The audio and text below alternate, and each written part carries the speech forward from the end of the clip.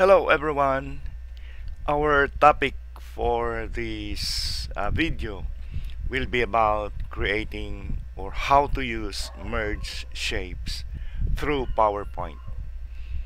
So, para magandang explanation, let us now go to our PowerPoint para makita natin kung ano, ano ba ang merge shapes. So, let's go to our PowerPoint now. Ang paggamit ng merge shapes is free. So, lahat ng gagamitin natin dito sa pag-create ng pictures and then using merge shapes is free. So, ito ngayon yung the way how merge shapes look. Meron kang isang picture dito. Sorry by the way guys, sorry. Medyo hindi maganda yung boses ko, nag-iiba. parang nagbibinata yata ako nito eh. So, naano kasi ako, yung may lakad ako tapos naulanan ako. Eto yung boses ko ngayon. Pero naka-schedule kasi, ni-schedule ko na kasi itong paggawa ko ng video. Kaya eto ngayon, gagawin ko na lang talaga. Okay. So, eto yung isang picture. Tapos lalagyan natin ng square dito. Paano ba ito gagawin? Gamit ang merge shape.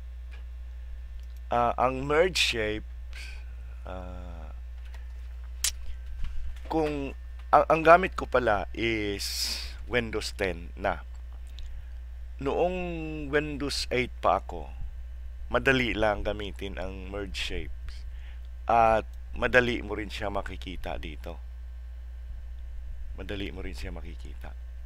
Ngayon, kung i-search mo dito kasi sa Windows 10 ko, meron kang option to search here. So, i-type natin merge shapes. Meron tayong makikitang merge shapes. Ito. Pero, grayed out siya. So, hindi mo magagamit.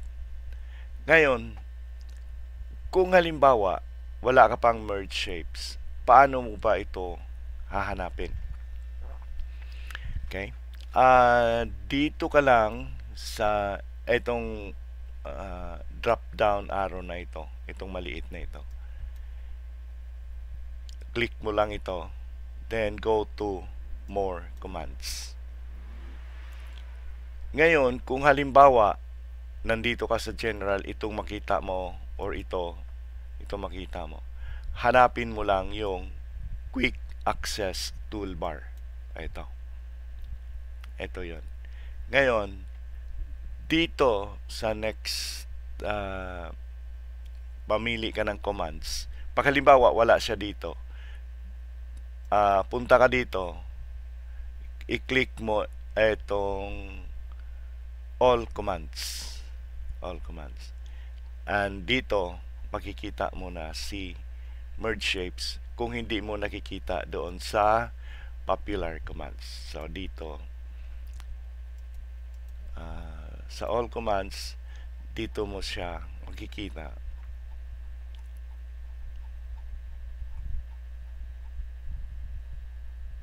Merge shapes. So ito, merge shapes, click mo ito and then click add. Click mo add, mapunta siya dito, and then click OK. Okay? So, ganyan ang paghahanap or paglagay ng merge shapes sa PowerPoint mo. So, dahil meron na akong merge shapes, ika-cancel ko na lang ito. Okay. So, ganito tayo.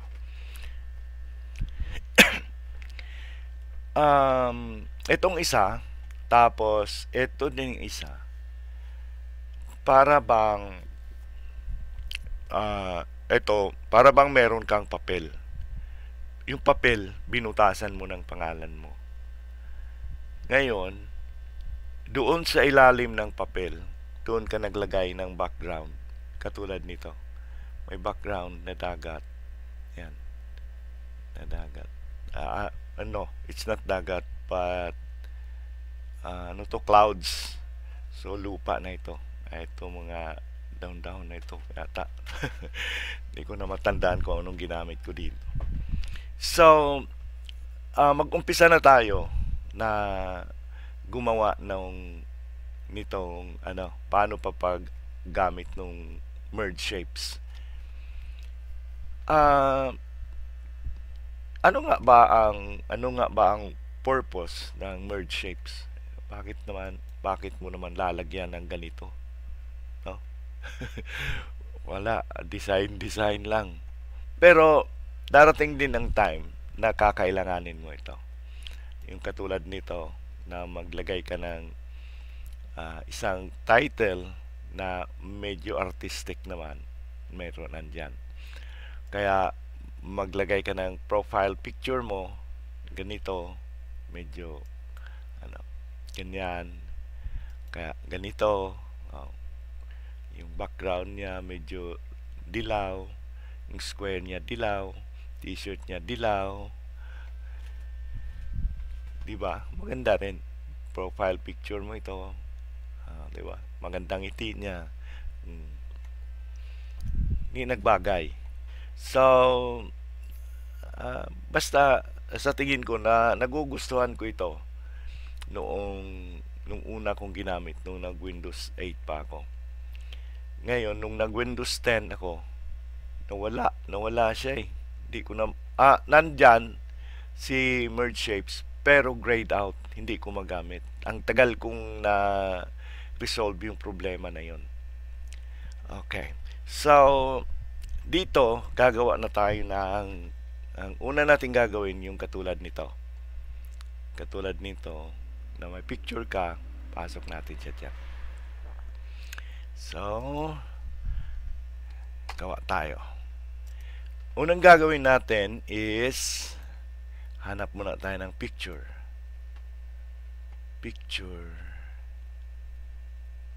Ano ba tayo? Dami kong mga files dito ng pictures. So,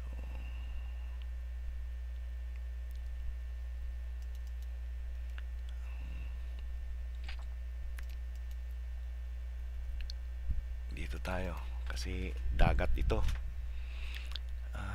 Ano bang pictures kanin natin?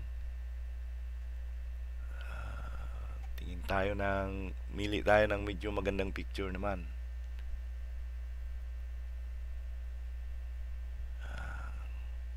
Ito, mukhang maganda yata ito. Meron kang parang turtles dyan. Sige, ito na lang. Kang may turtles ka dyan, oh. Ayun. Enlarge natin. Konti. Ngayon, ang una nating bantayan is yung sides nito. Yung sides nito. Na wala bang white lines dito sa sides na to. So, unang gagawin natin is lagyan muna natin siya ng black or dark background para makita natin. Okay. So, excuse.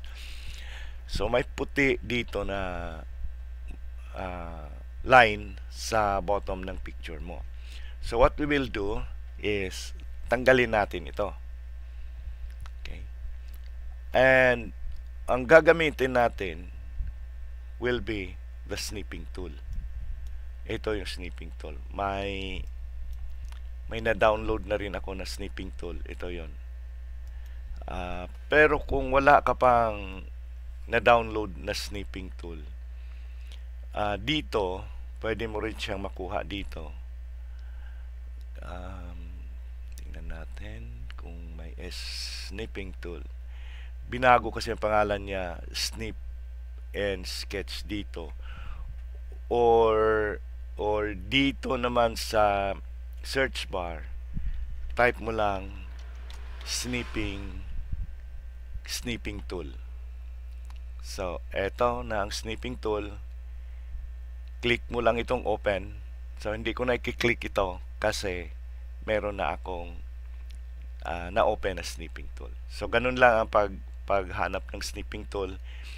Search mo lang dito sa bar, and then once this appear, click open.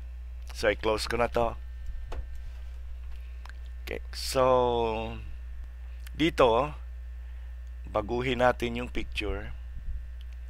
Ganyan lang yan. Teka, ayusin natin. Pag pull up mo ng snipping tool, click mo ang new. Click mo ang new.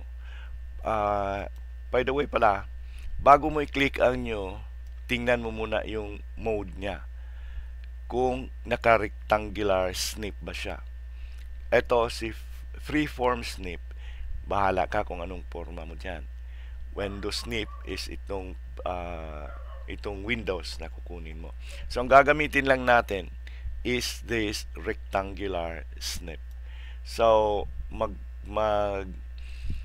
i-snip lang tayo ng picture dito sa picture na ito.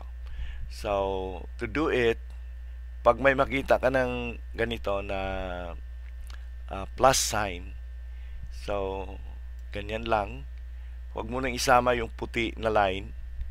Huwag mo nang isama yung puti na line para sure ka na all the edges of the pictures do not have any white lines. So, yan. Sure ka na walang white lines na kasi yung red lines nandyan sa loob ng pictures. So, once it has been done, just bitawan mo na yung pag-press mo, and then you have this picture now. So, wala kang gagawin, hindi mo siya isi-save, wala kang i-click dito sa picture na to. Go to the PowerPoint picture, then highlight the picture, click it, delete it. To do it, highlight the picture, delete it from your keyboard. If not, hindi mo siya ma-delete kasi dito. Pwede pala cut. So, I prefer na i-delete mo na lang sa GitHub, sa keyboard mo. And then press Control V to paste this picture. Ito yung in-snip natin na nandoon na ngayon sa anong tawag dyan, yung picture na na-snip mo, nakuha mo na. So, i-paste mo na. So, ngayon, nakita mo na nawala na siyang white line sa gilid. Okay? So, tanggalin na natin itong blue background kasi sure na tayo na walang white lines ang picture natin. Now, nung nag-try ako ng ganito, etong picture nawala nung naglagay na ako ng yung square, ito, yung dilaw. So, gawin na lang natin dito is gumawa ulit tayo ng i-click natin itong picture na to, yung walang lines, then Control C, then click on the open space, Control V. So, this is your duplicate picture. I-set aside lang natin yan just in case we will lost this picture. Mas possibly talaga na mawawala itong picture na ito. Okay. So, let's go to how to put up the square. Okay. So, dito, okay, on the home tab, sa ano mo, sa PowerPoint mo, go to Home tab, and then pag hindi ito ang makikita mo, pag iba ang makikita mo or wala kang makikita dito ng square na may border, ito yung square na may border. Kung hindi mo makikita dito sa upper part, i-click mo lang itong drop down arrow. Yan, ma-open mo siya, and then ito ang piliin mo. Ito, huwag mong piliin itong square na ito na may border sa gilid. Ito ang piliin mo na walang border. Ibig sabihin ng border ko na sinasabi is itong sides na ito, itong angle na mayroon siyang lines. So dapat walang lines sa angle na ito. Okay. So ito piliin natin. Okay, so I prefer to put the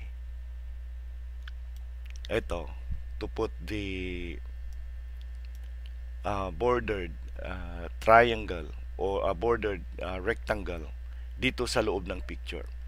Tapos liitan lang natin. Pwede kang gumamit ng ganito kalaki. Pwede mo rin siyang liitan or pwede mo rin siyang lakihan. Depende na sa iyo. Pero sa akin kasi gusto ko lang ng medyo maliit. Okay. So, i-twist natin to. Pag twist natin nito, dito tayo. Once our cursor turns into the same as this one na pag ganon, yan, matwist mo na siya. Yan. Okay. So, paano mo ba i-place itong square? Saan ba? Dito. Or dito. Dito na lang. Dito. Ganyan.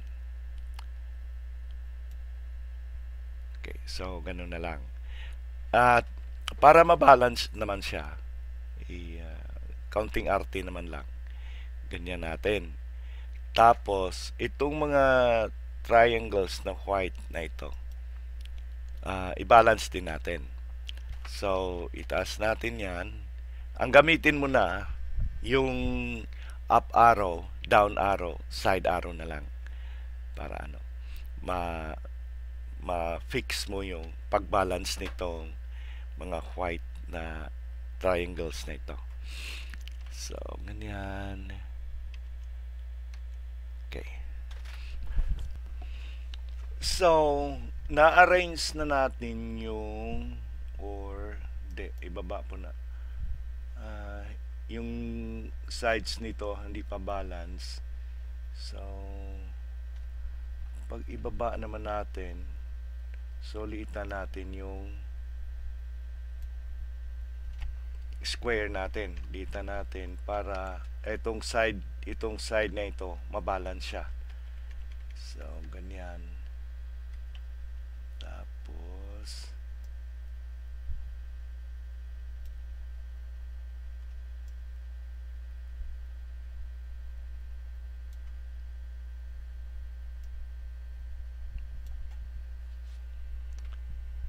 i-adjust natin itong picture natin para hindi tayo lumampas dito sa eto. So, paano ba natin yan gagawin is highlight muna natin to, tapos dito sa arrange, i-group mo para maitaas mo siya ng konti.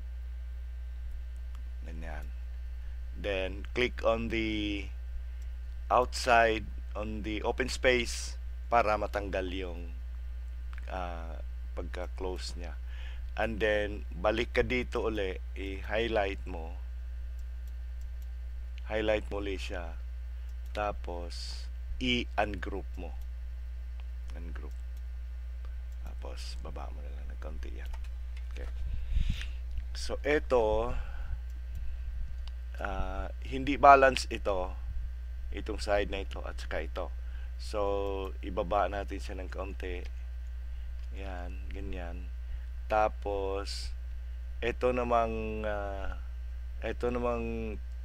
triangles na puti nasa loob ng ilalim ng ng blue, i-adjust din natin yan. So, parang balance na, no? Tama ba ako? Or konti pa? Ayan, konti pa. Okay. So, ayan. Ito na ngayon yung picture natin na lalagyan natin ng square box. So, i-highlight natin ito silang dalawa. Para ma-highlight natin, pwede nating click ka lang dito sa open space na masakop mo silang dalawa. Close mo silang dalawa. Yan.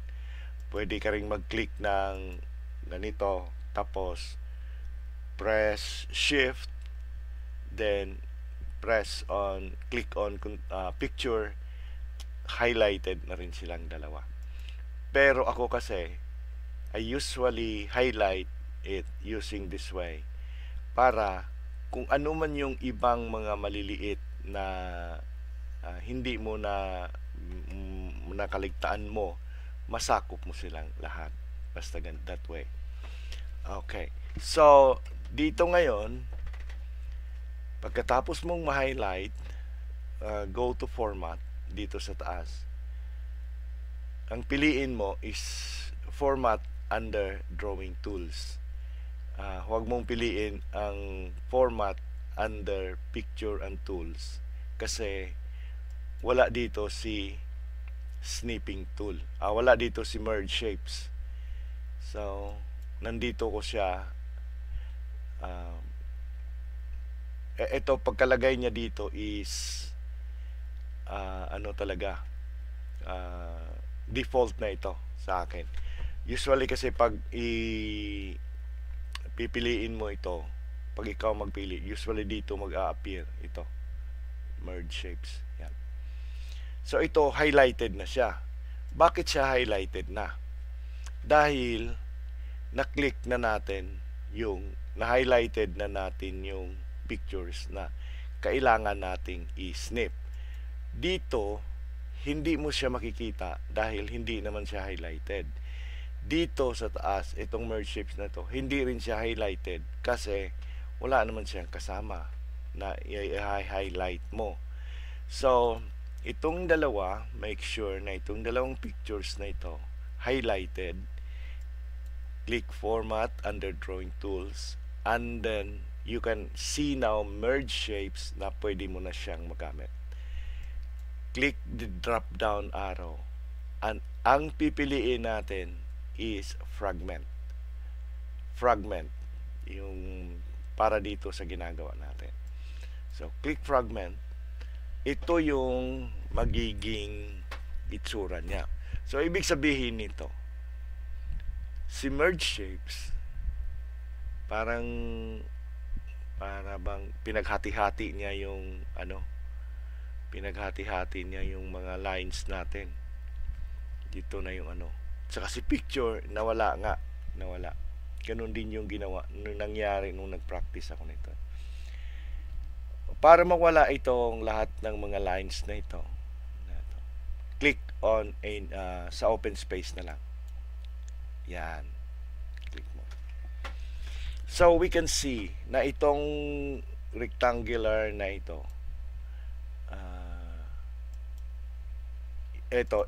nasa ilalim kasi siya eh. So, gagawin muna natin, i-bring to front para makita. So, bring to front natin. Sa arrange, click the drop down box and click bring to front. So, ito ngayon, nasa front na siya. Okay. So, ito yung itsura ng picture na nawala. So, ito yung ipapalit natin. Pero bago natin ito ilagay, tanggalin muna natin yung blue, itong blue na ito kung saan si picture ma-place. So, yan. picture. So ito yung part ng picture, i-delete natin using dito sa keyboard natin. So delete. Ito part ng picture pa ito. Delete. Ito part ng picture ito. Delete. Ito part ng picture ito. Delete. Okay. So delete mo yan. Ngayon,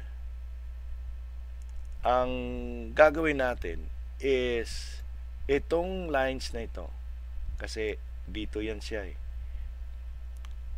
dito yan, ganyan. So itong lines na nandito ngayon, tanggalin natin ito, kasi kung pagtanggal natin dito, ito si picture, i-send to back na naman natin to. I-send to back na naman natin ito. Kasi, i-send to back para magiging ilalim siya dito. So, wala ito. Okay? So, tanggalin muna natin yan. Ito, delete natin tong part ng square natin. Click delete sa keyboard. At yan. Okay. So, ganun na ang mangyayari ng picture natin. Okay. Gusto nating palitan ang kulay ni rectangle. So, palitan natin ang kulay. Ano ba ang gamitin natin? Pagpalit natin ng kulay, go to shape, fill, and then mamili ka ng kulay mo. Pag wala kang mapili dito, by the way, pag mag-highlight ka ng mga colors dito, magre-reflect din yan doon sa papalitan mo. Yan, katulad yan, nagre-reflect siya. Or punta ka sa more fill colors, dito sa standard ka na lang pumunta.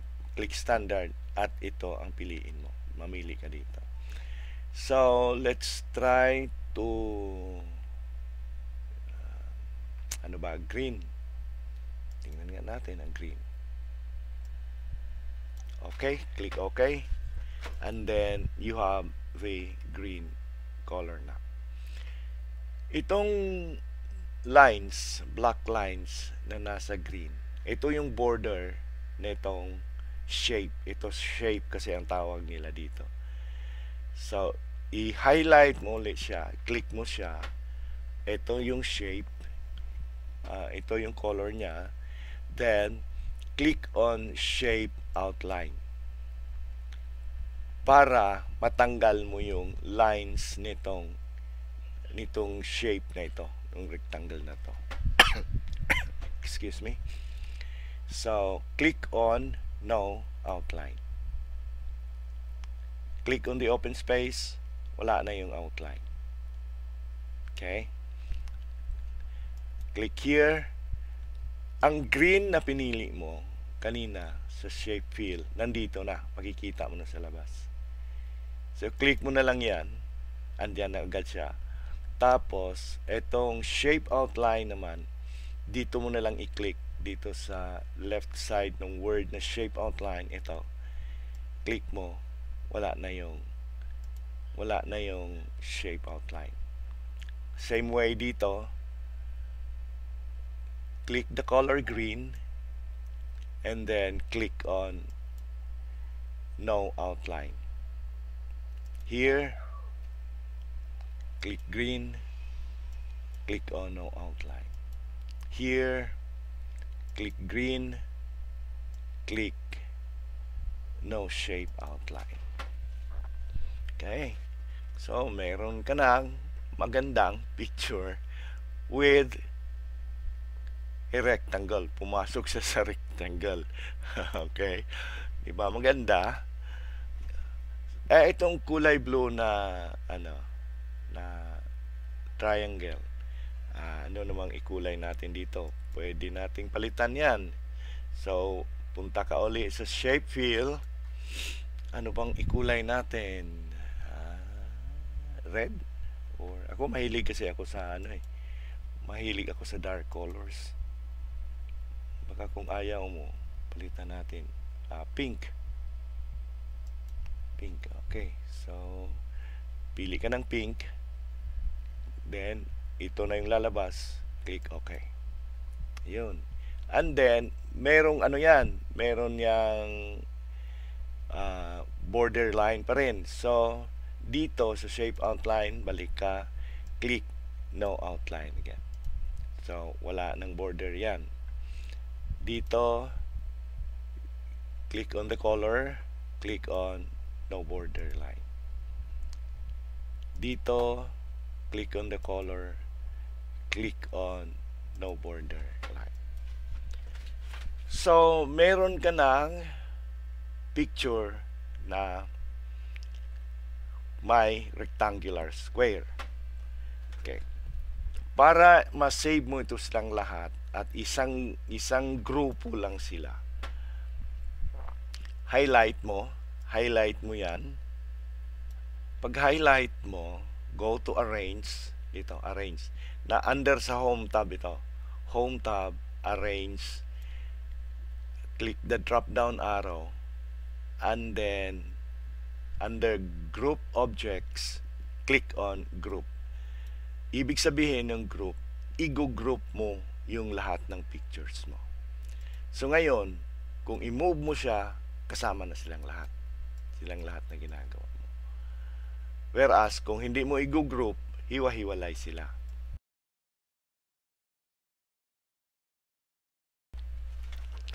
So, ganyan ang paggawa natin ng picture with a rectangular box.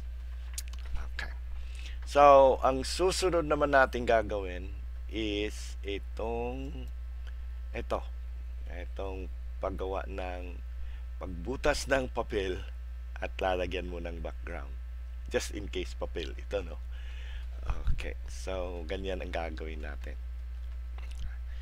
So, kuha tayo ng another board or layout, and then dito tayo mag-start ng yung bubutasan natin. So,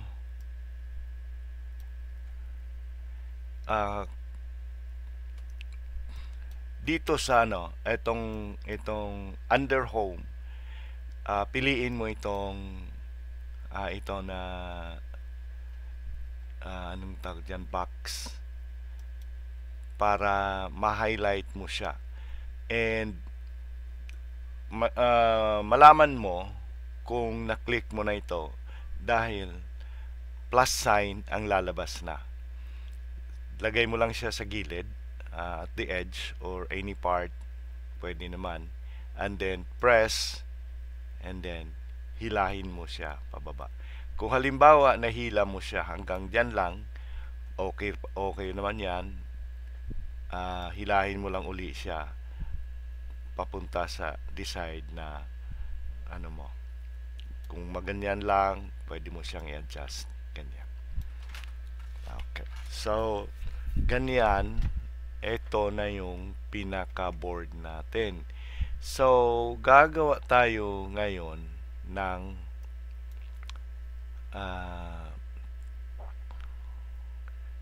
letters or letters, pwedeng words na, pwede naman kasing kahit mga letters lang.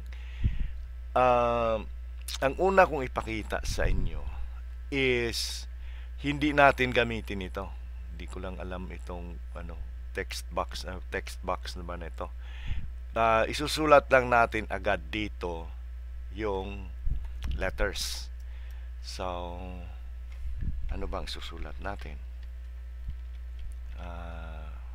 Okay. Sulat na lang natin merge shapes. Okay. lakihan natin ito, highlight. Kung nandito nandito na yung cursor sa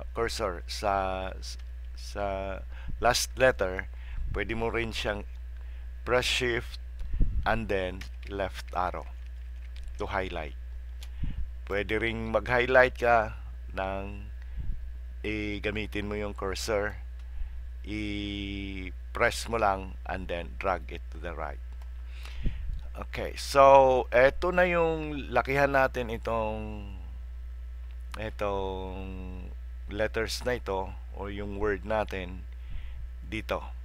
Pwede ka rin ditong maghanap ng kung anong gusto mong size, or pwede din dito sa letter A na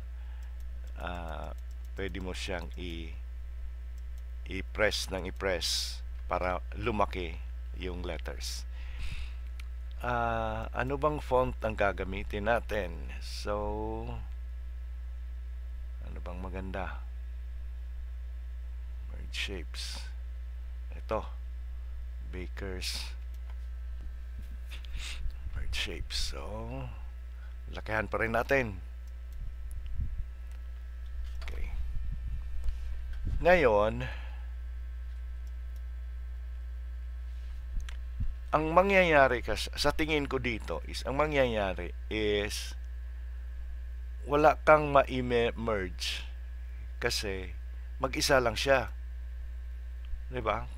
Kung sasabihin nating merge, dapat meron kang partner diyan, mag-merge kayo, 'di ba ganon? Kaya dito sa ginawa natin, hindi highlighted ang merge shapes.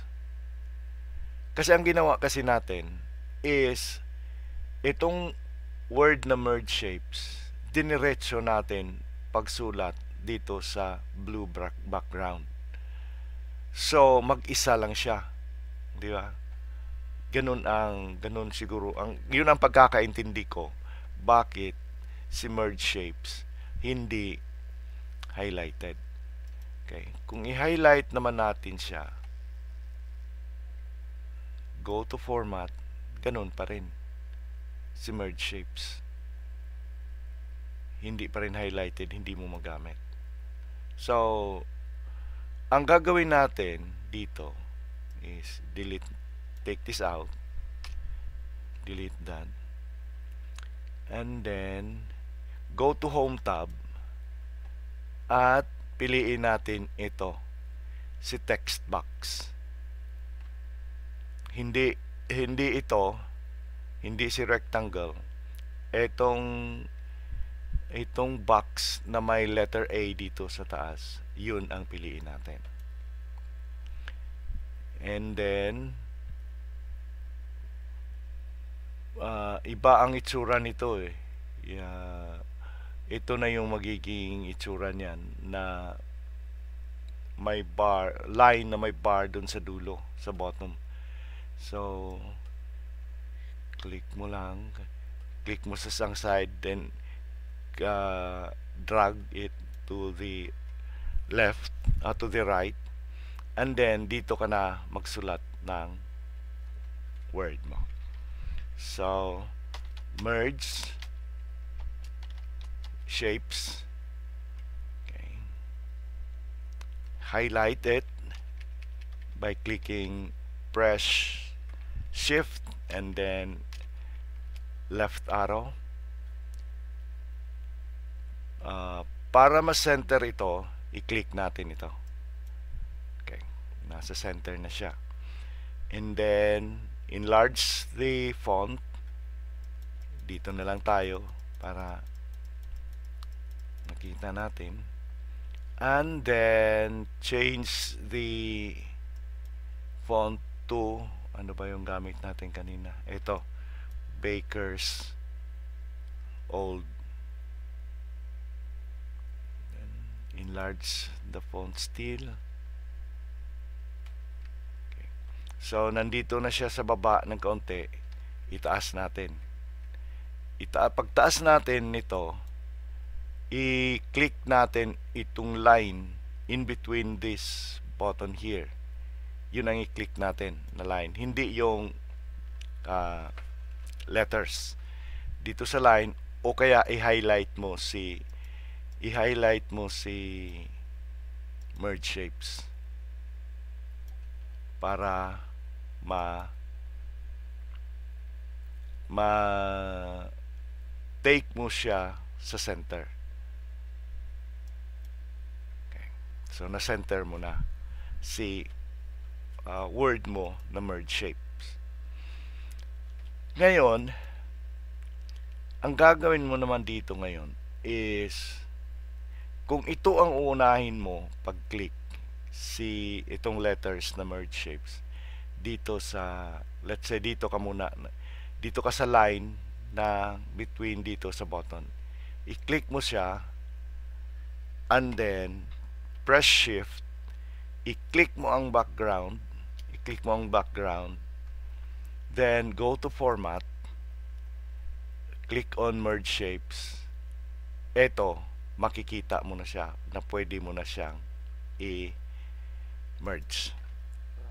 So, to merge the shape, highlight the word or the letters na you would like to merge, or highlight this, click here and then click on the line in between these buttons here, then press shift, click on the background, the blue background.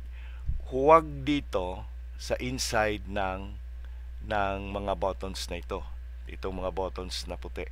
Doon ka sa outside, here on this side, on this part. So click it, then go to format, under drawing tools, format, and then you have merge shapes now. Highlighted na sa merge shapes. Then click the drop down, select subtract. So wala tayong nakikita ngayon dahil mali yung procedure na ginawa natin. Pinapakita ko lang ito sa inyo para aware kayo kung ano ang dapat uunahin pag-click bago mo makuha or bago mo ma-create yung merge shapes, bago lalabas yung letters dito or word dito na merge shapes. Okay. Talagang sinasadya ko ito para aware kayo. So balik uli tayo, no? Dito under home, may highlight natin, click on the rectangular box, highlight uli natin. Okay, and then we will write the letter using this text box. Okay, click on text box,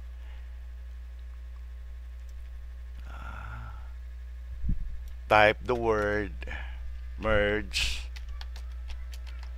shapes, highlight, okay, and then let us use Baker's Old Face, enlarge the so here i-center muna natin siya. Okay, click on to highlight this, click on the lines in between the buttons. So click on arrange, go down to align, click on align center, nothing changed, because kung gusto mong ma-center ito, dito ka mag-click dito. Okay. So hindi mo na siya masi-center dito sa arrange. So gagawin muna natin, ilagay muna natin siya sa middle, and then to do it, go to arrange, align, and then click on middle. Nasa middle na siya. So para ma-middle siya in between these buttons here, in between the lines here, mamiddle siya. This one is to be clicked. Okay, excuse me. So here we have now the word merge shapes, and make sure na itong lines in between sa buttons will not overlap the whole background. Kinakailangan may space ka pa dito for you to click. Okay? So, ganito kasi ang mangyayari niyan. Click on the outside to free everything on the excuse me, to free everything. Okay, click on the background and make sure to be sure that you clicked on the background is nasa side siya ng background ang mga buttons, and then press shift, click anywhere in between the letters, in between the letters of the word you had created. Okay. So you had clicked it, and what appears now is another button that will be determining the word merge shapes. So click the line in between the buttons for the where you wrote the word merge shapes. Okay, so we have now highlighted the blue background and the word merge shapes. Go to format. Merge shapes is available. Pwede mo na siyang gamitin. Click on it and then click on subtract. So here we have now the word merge shapes. Nabutas mo na siya at nasa page mo na siya. Excuse me. Ang hirap pag inuubo talaga, pasensya na kayo. Ngayon, dito pwede mo na siyang lagyan ng kulay sa ilalim nito. So let's go to home again, and then here on the rectangular box, create tayo ng isa dito. Ganyan. Nawala siya dahil tinakpan natin. Okay, so ang pagtakip natin, ang purpose natin dyan is to create a color on this part. So lagay natin ng dilaw, and then send this yellow color to the back. Go to arrange, click on send to back. So that is what happens now. Okay, kung gusto mo itong palitan ng kulay, just go to shape fill and then select any colors. Yan. Okay, so ganyan lang ang paglagay mo ng kulay doon sa letters na ginagawa mo. Pero I do not like these colors, so let's try to put a background, which is, let's try to select pictures from the beach. So ano ba ang gagamitin natin na picture dito? Let's puro beach. Ito. Puro beach. Subukan natin ito. Click on insert, then enlarge it. Enlarge the picture. Nawala na si letters. Send the picture to the back. Ang nangyari dito, nagbago ito kasi nasa format tayo. So pag ito ang i-click mo, okay lang, send to back pa rin yan siya. Pero pag Ah, Control Z para maibalik. Pero pag nasa home ka, iba naman ang nandito. So dito ka, pwede ka ring send to back. So since nandito tayo sa format, ito yung mangyayari. So click to back, andyan yung background ng shapes mo. Pero parang hindi ko nagustuhan pa ito Ah, medyo okay naman. Pero itong letter M kasi, nandito lang sa baba ng letters yung ano. So, palitan natin to. Ako kasi mahilig talaga ako sa mga darker colors. So, let's try to find some darker colors. Ano bang gagawin natin? Bahay. Let's try to, ano, hanap tayo ng pictures, ng free pictures ng ibon. Ibon. Free colorful bird pictures yon. Okay.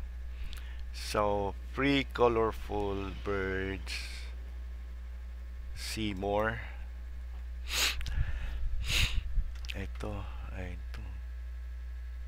Peacock. Ito. Maganda rin ito. Pero ito maganda rin ito. So, ito na lang muna kunin natin. Ito. So, ito, anong gagawin mo is right-click. Right-click the picture here. Right-click. Then, click on copy image. Hindi ka mag-worry sa picture na ito kasi free ito. Free. So, go back to our PowerPoint and then click on Control V to paste the picture. So, ito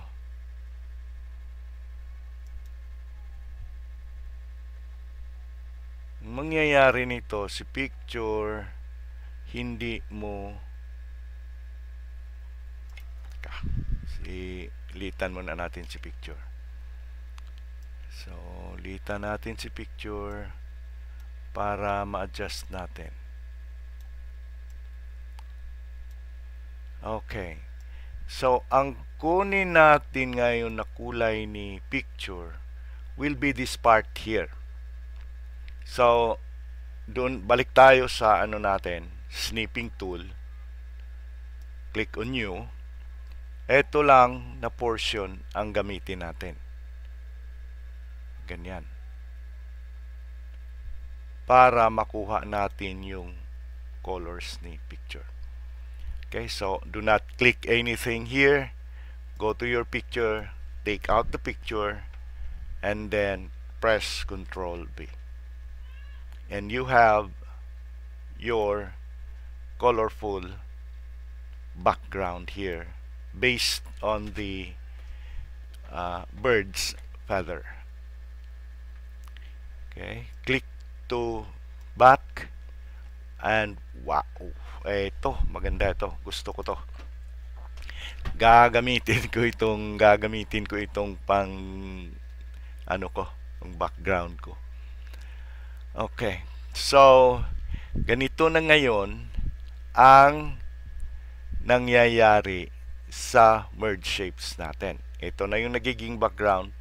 Ang ginamit natin na pang background is yung color ng bird.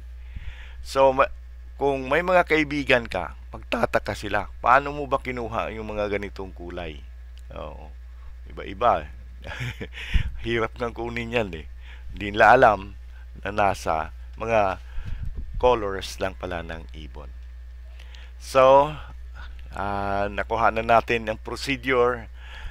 Tandaan nyo lang pagdating dito sa letters kung saan ka unang mag-click. Again, una mong i-click, make sure na walang highlighted doon sa clipboard na inaanuhan mo, pinagtrabahuan mo.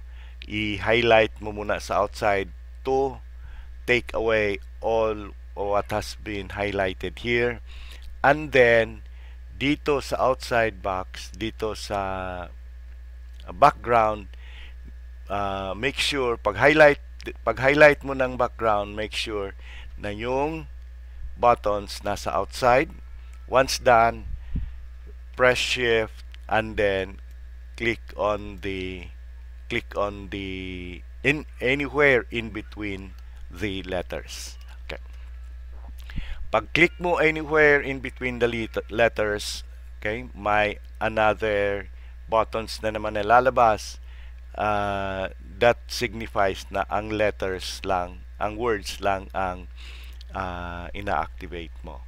So, ganun naman, click on the lines in between the buttons sa word mo, and then you will be able to merge the shapes now. Okay, so hanggang dito na lang tayo ngayon, my friend. And sorry talaga sa boses ko na medyo hindi naman gaanong maganda, pero okay lang, natapos pa rin natin yung trabaho natin. Okay. So, kung nagustuhan nyo naman itong ginagawa ko at hindi pa kayo nakapag-subscribe sa channel ko, sana naman mag-subscribe kayo at matulungan nyo rin ako. Okay?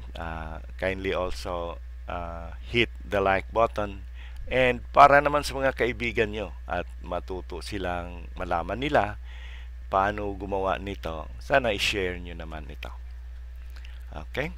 So maraming salamat sa inyong lahat at bye-bye.